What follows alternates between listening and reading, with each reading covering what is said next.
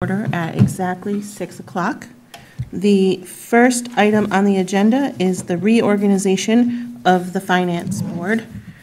I'd like to make a motion then, at the, that if you would accept the position, I would like to nominate Melissa Baker as chair again. I think you've done a fantastic job. I think you bring a great commitment and dedication to the job. Your pedigree in the financial world is impeccable, and I think you've earned, I want to stress that, earned the right to be chair for another year, if you'll accept it. Or is there some Well, motion? I would have to second that with a tear in my eye, Bill. Oh, lovely, yes. No, thank you. There's a motion and a second, so discussion, obviously. I'm more than happy to continue on as chair, if that is what the board would like. So if they want to take a vote. All in favor? Aye. All right. Thank Vote you. against yourself, it's always a good thing. That's why you can- I abstained. So the chair, moving on to the vice chair, I actually would like to make a motion to nominate, recommend Bill to continue on as chair this year. Vice chair, sorry. Yes, vice chair, sorry. I feel we worked pretty well together last year. The few meetings that I was not able to participate in person or remotely.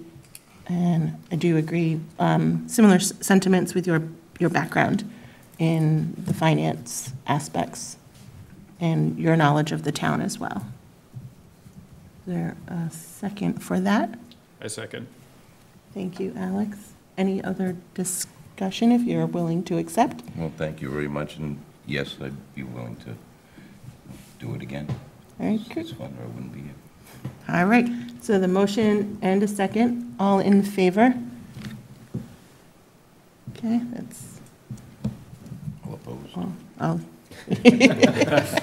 No opposing. Did Bill vote, or did you? He did not. abstain? You abstained. Did you? I want an excuse later in case things don't work out.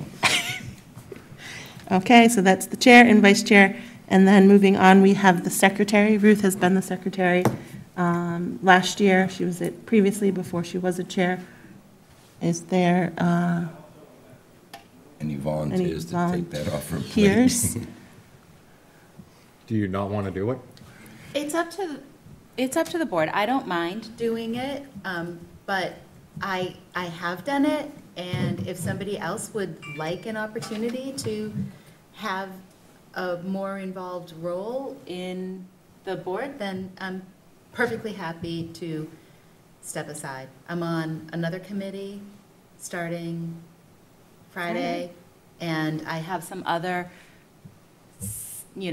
side projects that I would like to be a little bit more involved in, but the minutes to me aren't a large obligation, so I'm open to either, whatever. How about that for not an answer? Down, whatever. Do I sound like? Wow. You should run for president. I know Mark I just tried to make talked briefly everybody if it was something that you were interested in. I mean, yeah, I'm happy to help offload if it's something you want, but you do such an amazing job. Like, it's really, it'll be up to you. Respect that. What you want to do.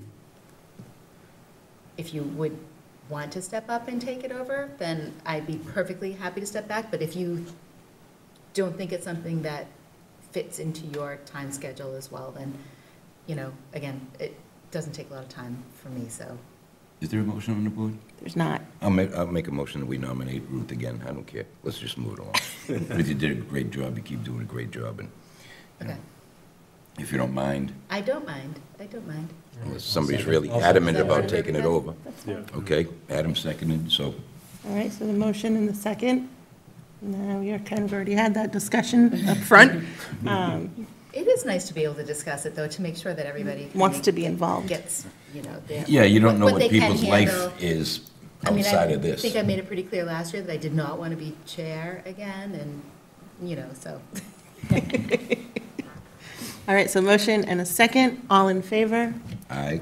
Everybody? Perfect. Thank you, everyone. The next item on the agenda are the financial results for fiscal year '24. We have Ellen here to present those, and a copy of her spreadsheets were included in your packet this evening.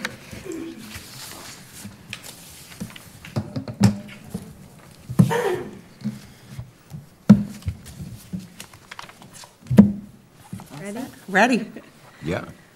Okay, so we actually had a great year.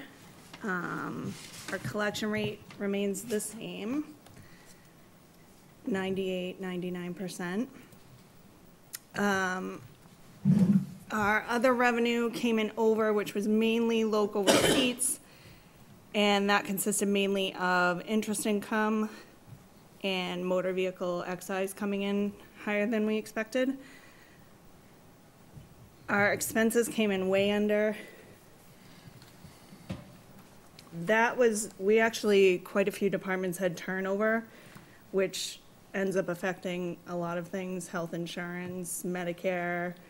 It hits other expenses down the line, so that was the bulk of it, plus the discovery of the calculation correction for the Pentucket assessment. That came in after town meeting, so we were not gonna hold another meeting to correct that. And that's pretty much the bulk of it. I can go into more detail if you'd like, or we can just move on to the indicators. Can I just, so, I didn't have time to thoroughly review. Sure. it. So, is it, I don't know if it might be in here or not, but how much of that was the Pentucket adjustment? It was about 136,000. Yeah, 136, 173. The top four items actually make up 90% of the 822. The general government, 293. What made up That such had a a large few other number? things. So that has the insurance in it, which would have been medical and health insurance came in about $60,000 under budget, which turnover had a lot to do with that. Was that through attrition or a better deal with the insurance companies, or how did that? So we can only budget on employees we have, and then you might be able to speak more to the budget side of it, but then you have to factor in either, someone leaving who wasn't on it and coming in who is. You have to kind of put a little bit in there for those things so you don't come in under. So then when you have turnover and positions aren't filled, you have a huge gap in expenditure. So that's the majority of why that came in under. Okay, so you had Some of attrition it due. is that also the GIC gives us an estimate, and I don't think that we get the final percentage all the time until after the official budget goes out. So you kind of have to, if they estimated 7%, but it can't increase and it came in at 6%, that would affect it as well. Now, public safety is the second, 206,000. How did that come about? That's turnover. They had a That's lot of turnover. turnover in dispatch. They had a few officers leave, I don't think they had a sergeant leave. They did. Did they have a sergeant leave? Yeah, There's a I knew they detail. had Yeah, I'm looking at a that. higher level person 50,000 leave. foot. And they're not always able, you give your 2 weeks, that doesn't mean we can necessarily Refill the position. find right? someone that Yeah. quickly, so. Dealing with that right now. Yeah, and all the departments worked hard on their expenditures, and I think this board and the other boards and us trying to spread the word that, don't feel like you have to spend every penny or it's gonna get taken away, so we've really stressed the need versus the want or the fear that you're gonna get your budget taken away, and I think people have really started taking that into consideration and worked hard on really looking at their numbers and what they need. And That's we good. also had, utilities came in under. So we got these new HVAC, and Steve has been working hard on changing. So these can produce heat, but it's really just, you know, around now or next month when it's just kind of a little cold in the morning, or it can take the edge off. So Steve's been able to push back when we move to the baseboard heat, which has helped. And also, we did have a very mild winter, so that made a big difference. Legal came in under, we didn't use our reserve funds. That's Property good, and 'cause we did casualty, yeah, property and casualty came in under because a few claims closed sooner than we thought that they would. I think it was just one. Just one. But so that, all of those contributed to the general government line. Awesome. Well, but I think it's worth noting that turnover doesn't necessarily lead to expenses coming back to us. Turnover in the past has been really expensive to us with temporary replacements or with stipends and with a lot of disruption. Our processes weren't as good, so I think being for the organization to be able to tolerate and accommodate turnover the way that it has, and had those funds not get redirected to a short-term Band-Aid and to really been strategically resolved, I think really speaks a lot to the improved management of the overall organization. And so I think I really appreciate all of that. So Absolutely. thank you. And it, you know, it is taxing, just so, you know, I don't want anyone listening to be like, well, let's just keep turning people over, you know. Right, It's no, very it means taxing on the everybody needs to departments. step up and help out. Yeah, And in the individual past, employees stepping it up, hasn't yeah. been that easy for us, and it means that there's now there's more experience, there's more depth, so that has, and there's people that were able to be willing to help pitch in. And anyway, so I don't just take the turnbacks for granted, and I think that also the careful budgeting is really the goal. That's how we Absolutely. can increase free cash over time, and it's what, one of the policies, it's what we've been trying to get to, but now I think having, some management in place to really make sure that those costs stay in check to where they should be is coming to fruition. I think it did last year, and then I think it's even more so this year. And I Yes. know how tight our budget is for this year, so, this Budgeting for the worst, current year, so, yeah. managing for the best, yeah. So thank you, I exactly. appreciate that. Yeah, turns out to be $1 million swing. Yes, I mean, there were things that weren't under our control that financially, again, we talked about, come to our benefit. We had people that were willing to step up and, you know, fill in. I think it was a struggle for police. I know they had a lot of guys, you know, having to work extra schedules and stuff, and they were all willing to step in and help each other, and the budget was managed really well. And I'm trying to think in public safety, what else? That's good.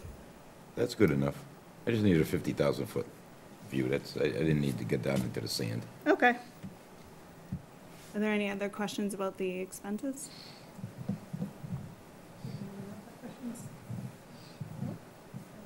No? Okay. So we can move over to the financial indicators. You can just put the summary page up if you want. It's kind of easier to read. Thank you. We talked about collection rates. Again, this is not an actual financial indicator from our finance policy. I just put it on here because we've always had a 98, 99% collection rate. So I think it was just kind of common sense that we want to maintain that. So I think it's a good thing to put on here and see that we are continuing to maintain that collection rate. The capital investment, capital financing, and debt limits, they all pretty much relate to debt. You know, we know these are going to be high. We took on a large amount of new debt in the last few years. They're going to remain high for a little while. That's just how the numbers go when you take on a large portion of new debt. But they all indicate that we should do everything we can to not take on any more debt unless absolutely necessary.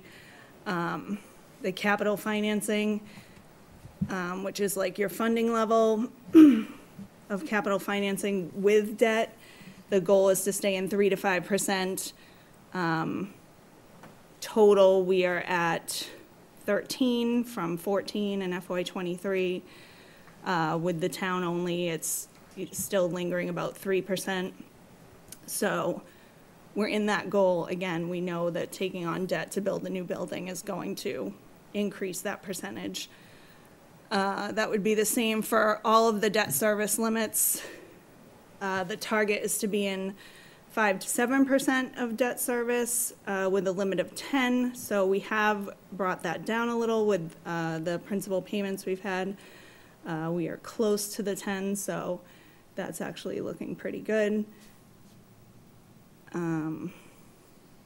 You want your outstanding principal with debt.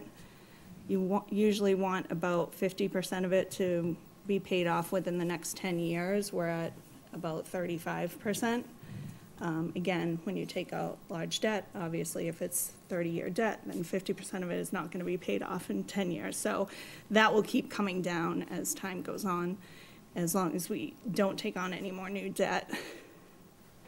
And then the town's overall debt limit, which this is the limit that's set by DLS.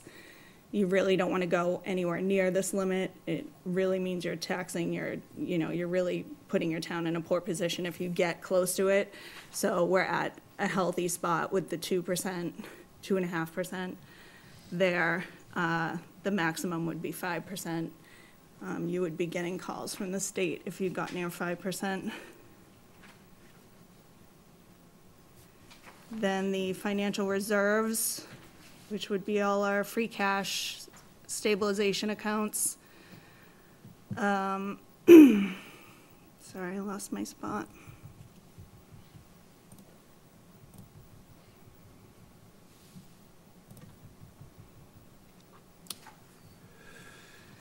So we can talk about the free cash goal, which we have met this year, which was pretty exciting. We kind of needed this big year jump to be able to start putting a lot of our finance policies into play.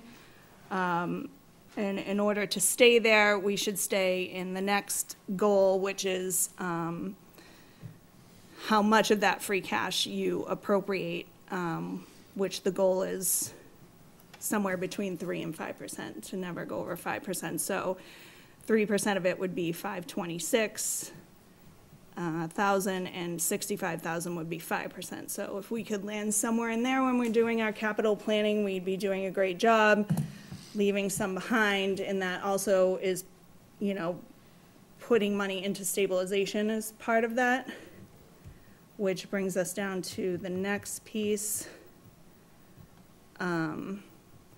Stabilization, we have met our goal for that in both FY '23 and '24, about 7% of operating budget. It's the capital stabilization that we come in a little short. It has gone up, so when we're looking at what portion of free cash to put in, if we only have, say, 100,000, we might want to do, say, 75 to capital, 25 to stabilization instead of a 50-50 split, or, just thinking somewhere along those lines to get those capital numbers back up.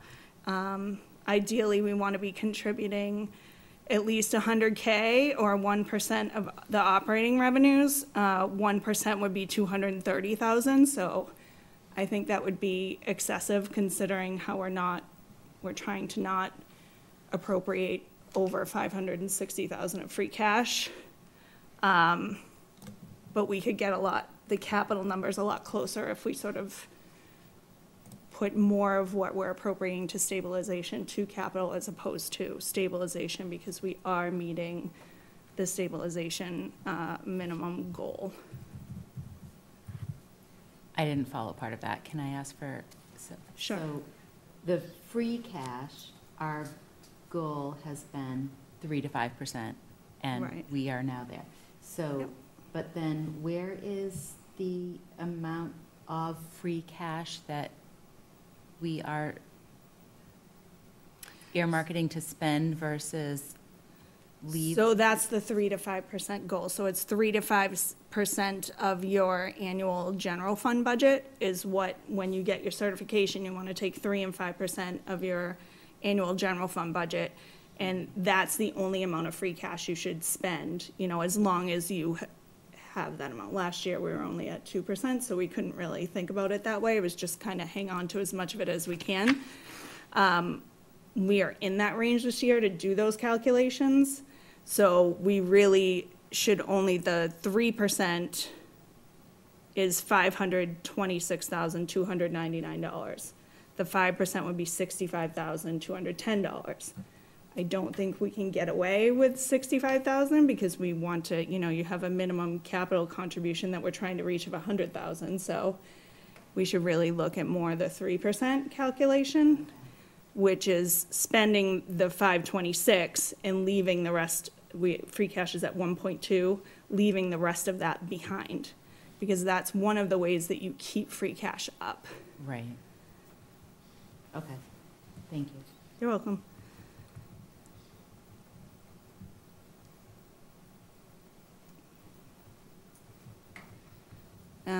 Then it goes into the water and sewer retained earnings. Their goal is to maintain 20% retained earning, 20% of their operations total budget should be retained earnings.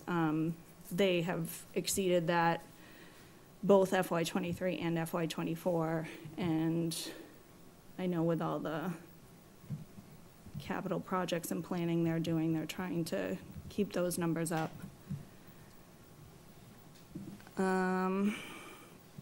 Overall general reserves, meaning taking free cash and stabilization reserves, you want those to be between 10 and 14% of your annual operating budget, and last year we just squeaked over 10%, and this year we're at 14.21.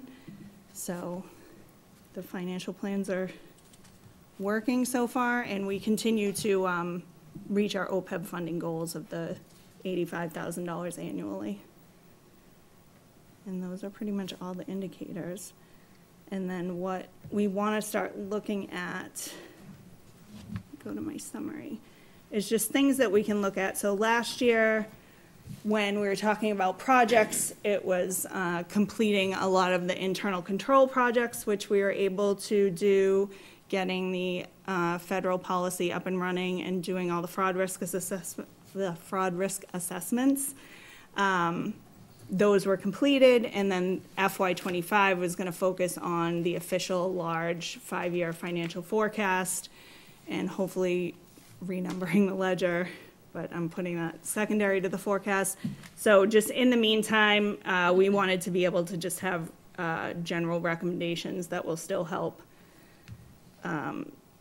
while we're working on that forecast. And it is it is basically all around free cash and not spending all of that, keeping it within that limit of only spending $526,000 if we can, trying not to take on any more debt, putting more money into capital stabilization, and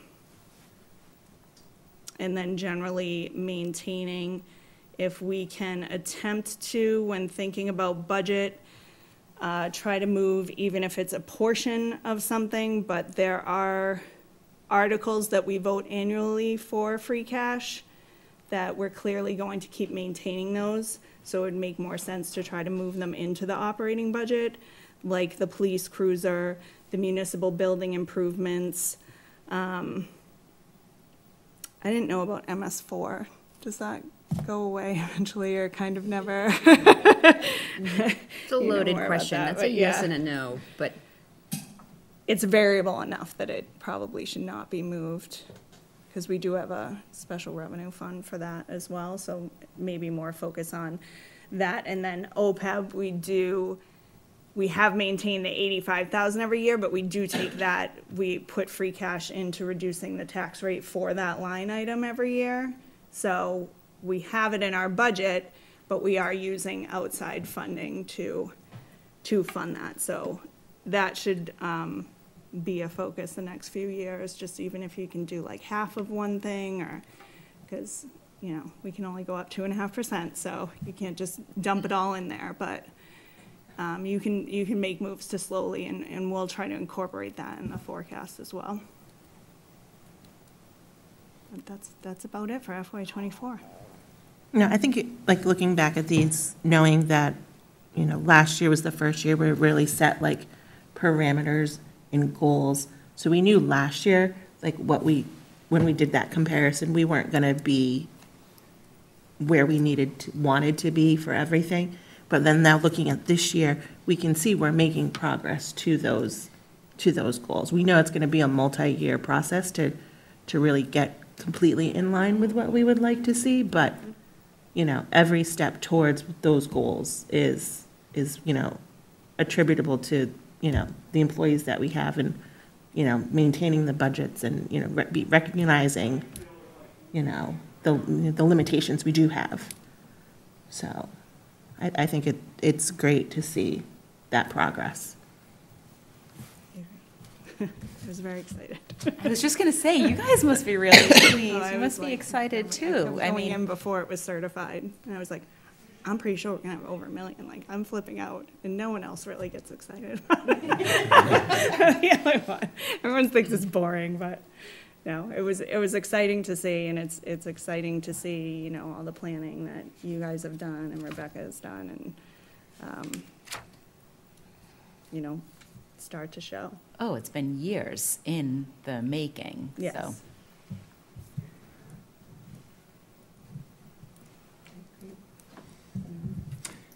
On the next tab over, the, what is it? Yeah, that just shows them, Yeah, the last one. So is it possible on line 60 through, what, 70? Is it possible to waterfall those so I can see what it looks like, say, the next 5 years and then thereafter? So I can see, project kind of what falls off, how much it's going to run each year, and then as it kind of falls off, so that. do you want me to waterfall it, or do you just want me to put like yearly, what year each borrowing is paid off? I'd like it, Both, yeah, that would be great if you could, yep. so then we can see, I might do it on a separate, yeah, it's fine. just because it's, I try to keep this. It's neat and small so I pretty. can read it. You want to send me expiration dates, these payments are full years? Then I can do the math. Sorry, say that again. These payments on column C, are they full year, 12 months worth of payments? It's just the next year of payments, they tend to be around the same amount, but with the Interest. bonds and the interest, they try to adjust the principal for how much the interest is to keep the payments as even as they can, so they do change a little. I can just do a schedule all the way out. That'd be cool. Just 5 years and then everything thereafter, just sum it up. Okay. I mean, this way we get a 5-year kind of outlook to see what may fall off, where there may be some leverage in something else. I mean, I can, I always like to look ahead. I can open the amortization schedules and tell you now, or I can just do the schedule and send it to you later. I mean, do both. I don't need it right now. Okay. It's not that critical, just like that, you know, long-range look. Sure. Anyone else have questions for Ellen? Everyone's good, thank you, Ellen. All right, the next item on the agenda is the capital improvement plan, the fiscal year 25 update, and then the plan for fiscal year 26. Thank you, Madam Chair. Through you to the board, I had provided a memo. This is something a little new that I've been doing with some of the other boards that I've been working with that provides a little bit of background information into what we're discussing. The first portion of the memo details the capital improvement plan and the discussion we're having right now, and the later portion of the memo details some of the town administrator updates that we will be discussing later in the meeting. But to focus on the capital improvement plan, you'll see that this is something that we do annually. It's important for a lot of different reasons that I think it's important to call those reasons out. It's important for our strategic planning initiatives. It's important for budgeting and financial management. It's important for our long-term sustainability and our adaptation to new priorities as they arise, as well as for transparency and accountability to the residents, as well as our elected officials. And it also allows us to stay up to date with grant funding opportunities that may become available. So for fiscal year 2026, we have sent out the capital improvement request form. We've done 2 request forms. We've done a major request form, which is what meets our bylaw, which is the $20,000 threshold. And then we've also done a minor capital improvement request form, which is things that may not fall within a department's budget. So some of our expense line item budgets are very minimal, so they're $3,000, $5,000. So there might be a capital need for a department that doesn't necessarily fit within their budget, but doesn't yet meet the threshold. So I wanted departments to come forward with those types of projects and needs so that we can try and work collaboratively to figure out ways to help them get what they need. So those just went out at the end of August. They are due on October 1st. And once we have an opportunity to go through those, we will share them with the board. In addition, we are in the background going through our reserve funding accounts and looking at the debt more closely, like Ellen just went over, to determine whether or not we have any funding available to try and fund some of these priorities based upon the needs that are argued through the departments. So with that said, I wanted to give you a recap on where we are with the projects that we did fund as part of the fiscal year 2025 capital improvement plan. So you'll see that we had the police cruiser, the public safety generator, the fire command vehicle, the electrical replacement at the town hall complex, the library shelving replacement project, and the highway garage replacement project. So the police cruiser has been ordered, so we are just waiting for information in regards to delivery. The public safety generator, we do need to come forward with some specifications. Those specifications will then be used to draft our bid documents, and then that project will go out to bid. The fire chief command vehicle, we have purchased the vehicle. We have put the lights and all of the other gear that's required inside the vehicle, so that is actually completely closed. And we did come in under the estimated value, about $3,000. For the electrical replacement, we did get a quote from one of the vendors that we were working with so that we could put this project forward. Unfortunately, that vendor is not able to assist us with the project, so we are looking for electrical engineers to help us take a closer look at our electrical panels here at Town Hall, the library, as well as the Public Safety Center to see exactly what needs to be done and how we can go forward with putting a plan in motion. For the library shelving, we are able to purchase the library shelves. The one thing that was not taken into consideration as part of the request is that the shelves are not assembled, and they do not come assembled, so they will need to be assembled on site. So we do have our facility supervisor who's willing to help with that, and there's a lot of volunteers that are willing to help, but we cannot dedicate an entire, time for an employee to put these together on their own. So the library trustees are meeting to figure out exactly what plan they could put in motion, or if there's somebody else that they could, or a group of volunteers that they could get. So we are just coordinating that effort, but once that is put in place, we will make the order and we will be able to move forward. And that is a multi-year project because we're only able to buy 12 shelves. So they're looking to put in another request for another 12 shelves so that they can continue on with their project. And then the last one that's listed is the highway garage replacement. This project has hit a little bit of a hiccup. The former superintendent had put forward the project because of the fact that the existing garage has a lot of rusting along the bottom of the building, and a lot of that is due to the salt and the type of materials and elements that particular building is exposed to. So in speaking with the current foreman mechanic, we were talking about what ideas would be best to utilize the space, and they had mentioned that it would be better to keep the structure, to raise the sides because the back has already been raised due to the office allocation that was done in years past, and put it on the cinder block so it removes it from the salt and some of the elements that it's being exposed to, and then use that building as a structure to house additional vehicles that we recently purchased through ARPA and other fleet vehicles that we have on site so that they can be protected instead of sitting outside in the highway yard.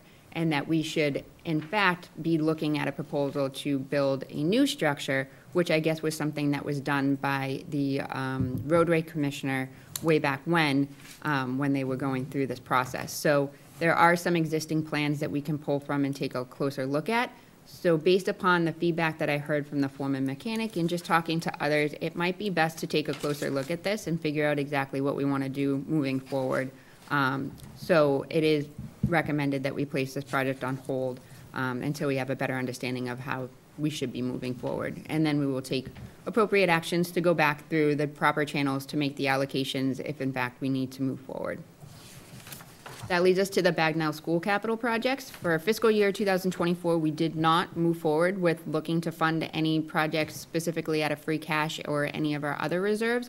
There was actually monies that were left over, well, not left over, but monies that were allocated that the town of Groveland could utilize for capital needs that met the same life expectancy and parameters for the middle school, high school project.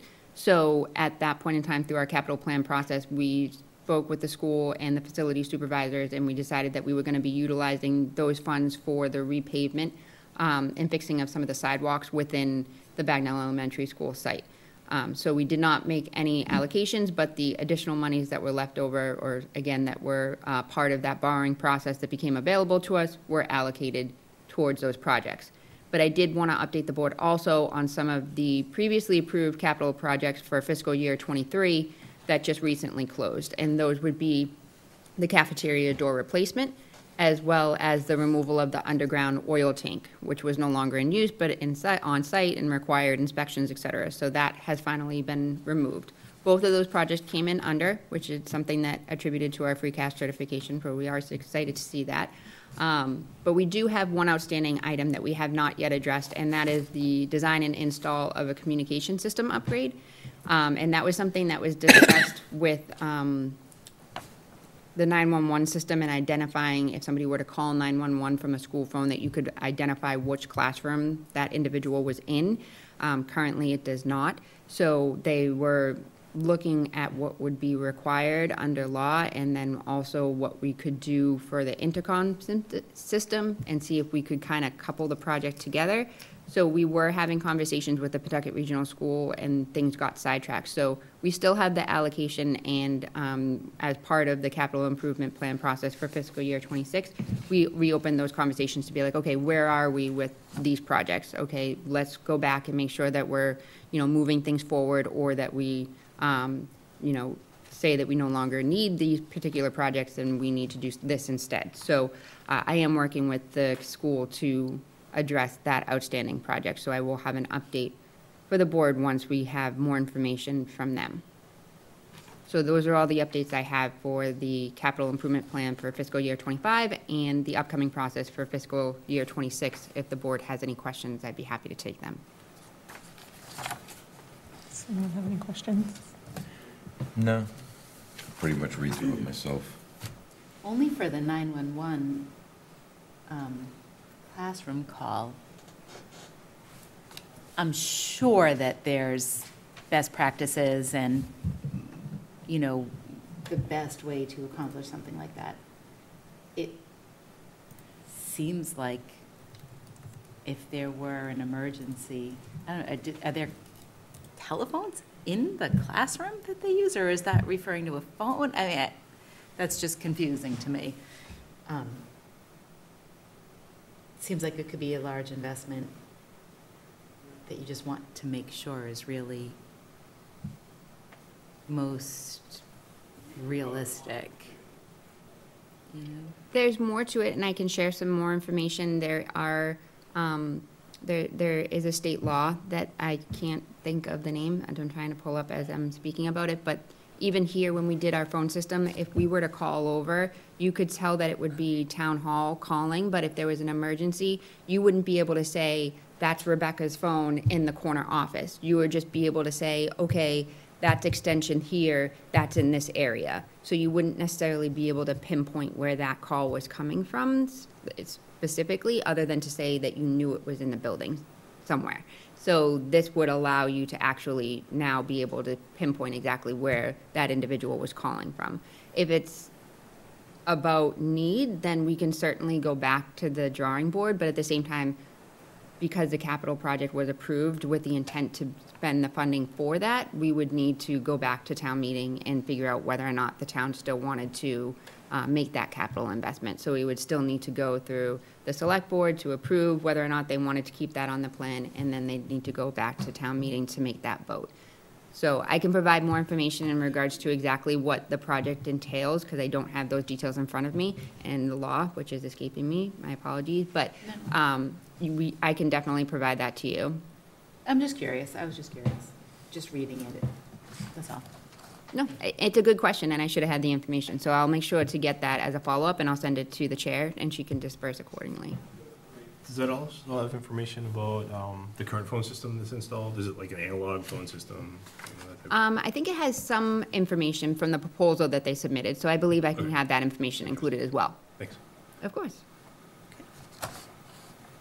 Any other questions? I think we had some discussions about some potential roofing projects that may come up over the next few years. Do you think those will start to get tracked in this next budget, or is there a plan? So those are still problem areas that we need to address. There was a major, or a more pending issue with the library, people call it many different things, vestibule, foyer. When you're walking into the library area, there's a lot more leaking happening. So we were able to utilize some of the municipal improvement funds to have a company come in and fix some of the leaking that was happening in there. So that did buy us some time, but again, we're talking more so Band-Aids, not long-term fixes. So it is something that's still on the plan, but as we just heard through the year-end financials, taking on additional debt at this point in time is not necessarily advisable. So we do have our facilities and building supervisor reaching back out to the company to do another assessment to see exactly where we stand and how urgent it is to move forward with that particular project. Thanks. I had one other question that popped into my mind. There was you said the fire vehicle came in below budget, so that would fall, that was out of ARPA funds. That's So correct. Are there ARPA funds that need to be spent with remaining ARPA funds? Because doesn't that end this year that it ends? So all of the funds that we had for ARPA needed to be allocated, and then they do not need to be spent fully until 2026. Okay. So we do still have time. But we do have projects that allocate the full $2.4 million that we were provided from the federal government. Okay, so if that didn't spend its full allocation, that's falling back and it will get redirected to something else? To another project Within the that's time approved, frame. correct. Okay. But because it was under budgeted slightly, it's not going, this federal government's not gonna be, okay, give me that $3,000 back. They're gonna want us to reinvest it into those projects that we have identified. Okay.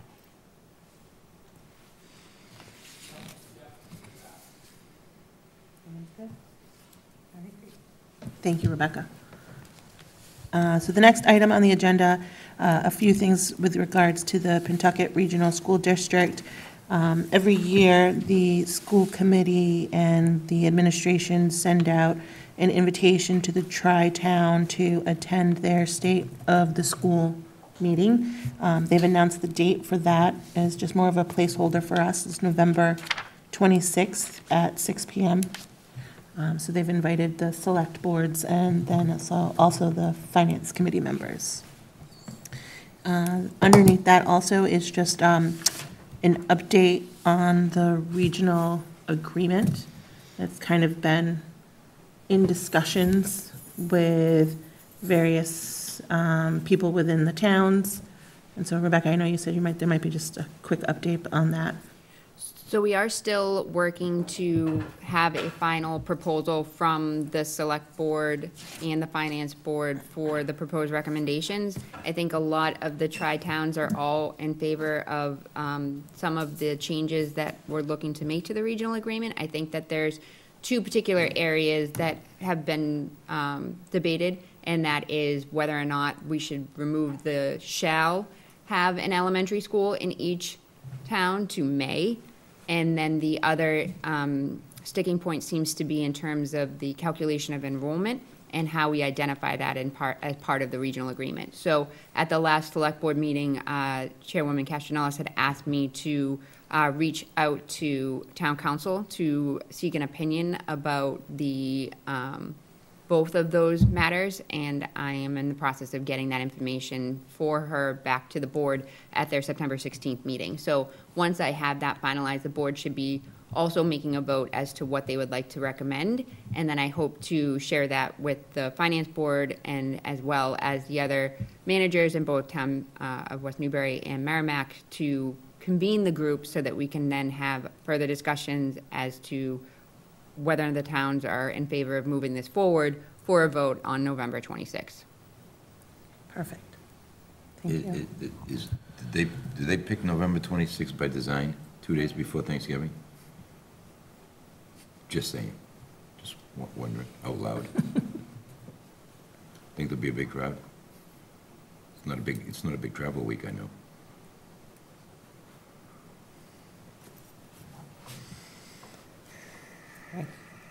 Thank you for the update on that part. The next item on the agenda is approval of the minutes. I know the minutes for July went out for approval. Ruth, the one thing I wasn't sure of is if we needed to revisit them, if they had enough information based on the comments back from the town clerk. I think that's up to the board if they want to accept them or not.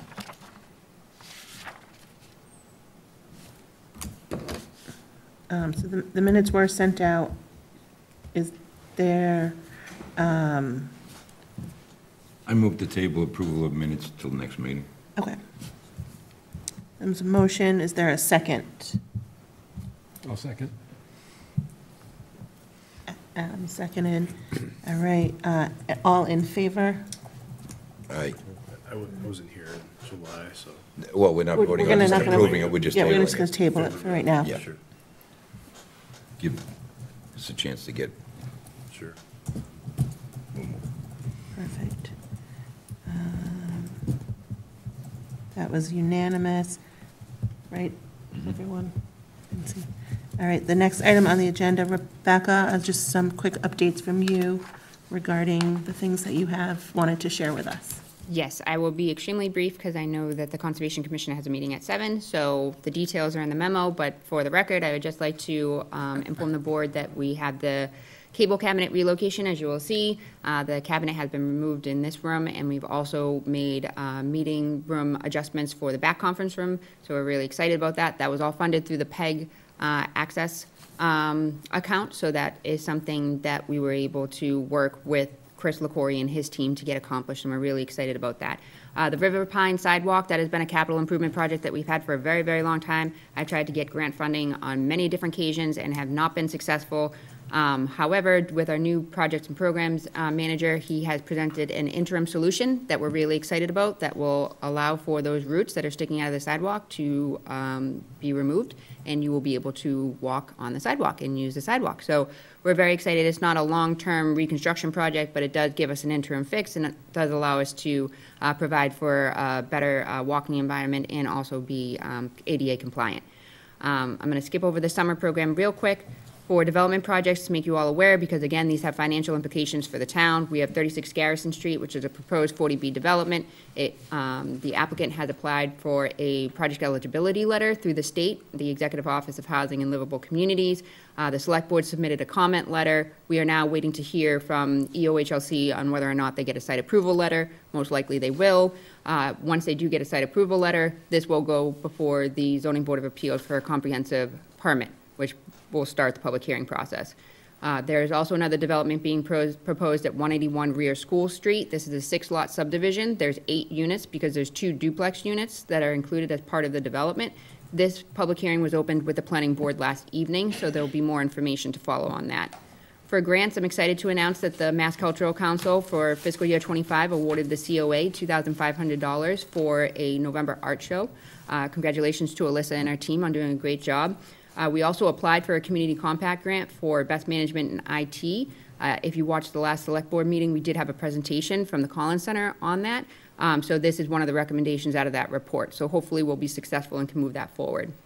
For the signalization at the intersection of School Street and Salem Street, we did have also the RFB, which is a rapid flashing beacon that was a part of that project. I know it's not in the direct vicinity, but it's the near vicinity. And we have had malfunctioning with that RFB due to the solar and just not working properly. So we have now hardwired an RFB in that location, and it is working perfectly, and we're very excited. The last phase of this project is to mill and overlay the intersection, so that will close out the project. That was funded through a Mass Works grant.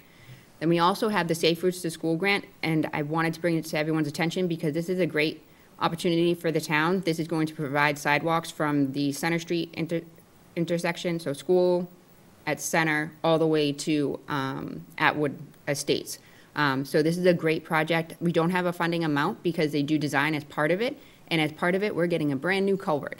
So that's fantastic for the town. So that's another huge savings for the town, and it is being funded through the state. And this is the same funding source that we had as part of the community trail project that you saw, which was, a $2.4 million type project.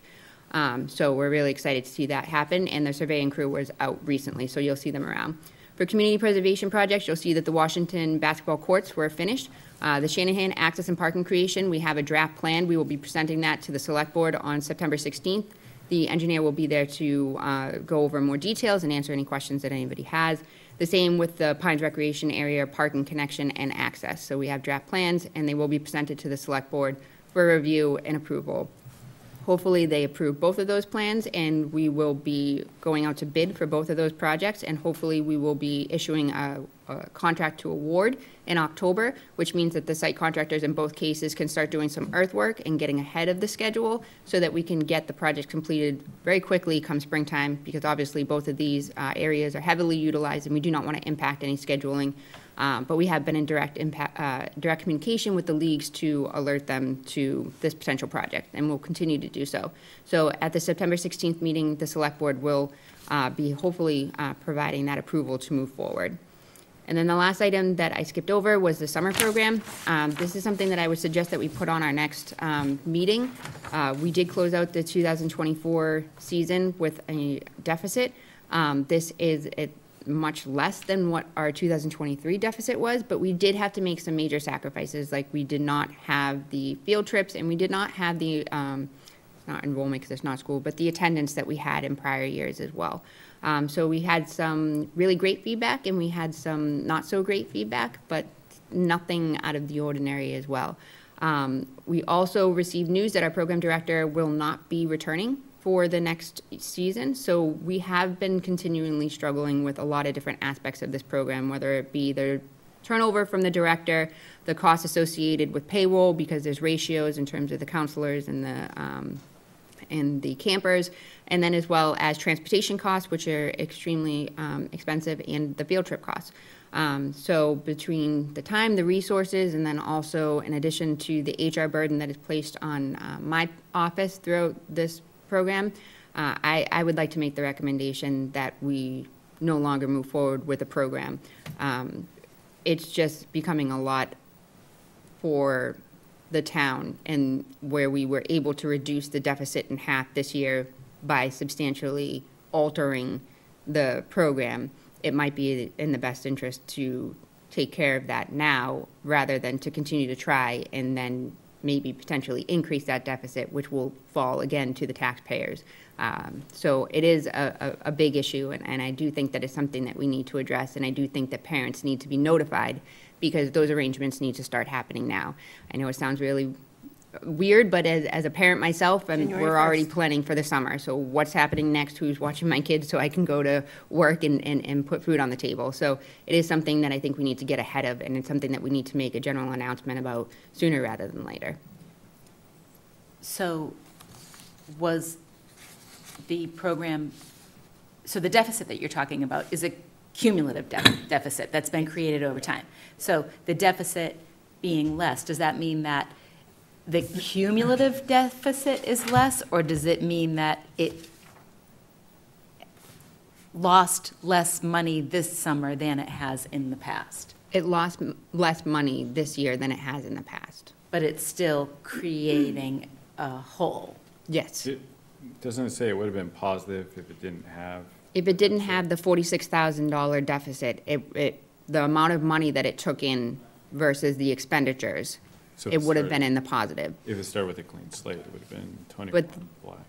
The Okay. issue is that wouldn't have happened in any year prior because so many things were cut. So we did not do field trips, we did not do transportation, they did not buy much supplies at all, if any. When you look at the breakdown of expenses from this year to prior years, it was bare minimum. The largest expense was payroll, which is expected in all years, but all of the other, operational costs usually drive that up. I mean, It wasn't otherwise. investing into the program. Exactly. It was just trying to just stay. I mean, we could take on, and that's why I want to put it on the agenda. We could potentially ask and see if the Recreation Committee wants to explore other ways to take on the program and see what they want to do. But there is a lot of liabilities associated with that. The HR component of that is a very scary thing, and it's not necessarily easy type of HR issues when you're dealing with younger employees and things of that nature. You also have the liability of, field trips and, again, transportation costs and how you're going to pay for those field trips. So it's something that you could consider trying to work from a programmatic standpoint, but you don't have a director either. So you don't have somebody to take on that initiative. So we are working against the clock here. So it is something that the board can gladly discuss more of, but my recommendation is that I didn't sign up to be a recreation director, so it makes it very challenging for my office to take over all of that in addition to the town. So it's not in my best interest to continue to do that. So that is why I'm making the recommendation, as well as some of the other issues that I brought to light in the memo.